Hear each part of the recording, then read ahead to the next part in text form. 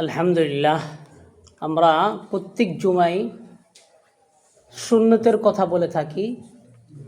সেই ধারাবাহিকতায় আজকে যে সুন্নতটা বলবো খুব গুরুত্বপূর্ণ সুন্নত। আল্লাহ রসুল সাল্লাল্লাহু আলাইহি ওয়াসাল্লাম হাদিসের মধ্যে ফরমান, রাস্তায় চলার 5টা আদব। কয়টা? 5টা। কয়টা বলেন? 5টা।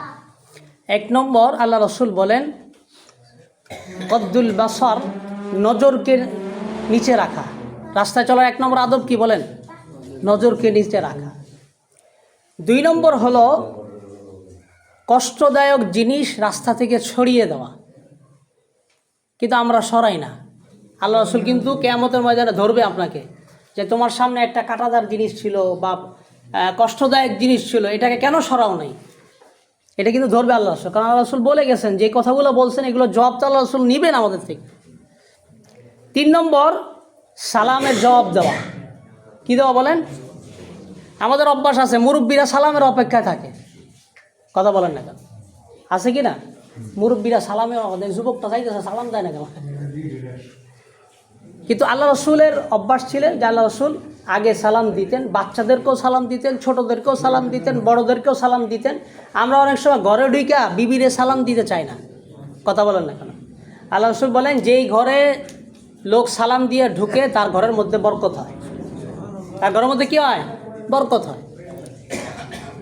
4 নম্বর হলো সৎ কাজের আদেশ করা। রাস্তার হকটা কি বলেন? সৎ কাজের আদেশ করা। 5 নম্বর হলো অসৎ কাজের নিষেধ করা। তাহলে কয়টা গুণের কথা আমরা বললাম বলেন? 5টা গুণ। কয়টা? 5টা। 1 নম্বর কি করা?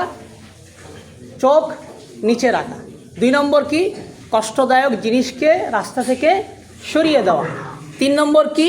সালামের জবাব দেওয়া। 4 নম্বর কি?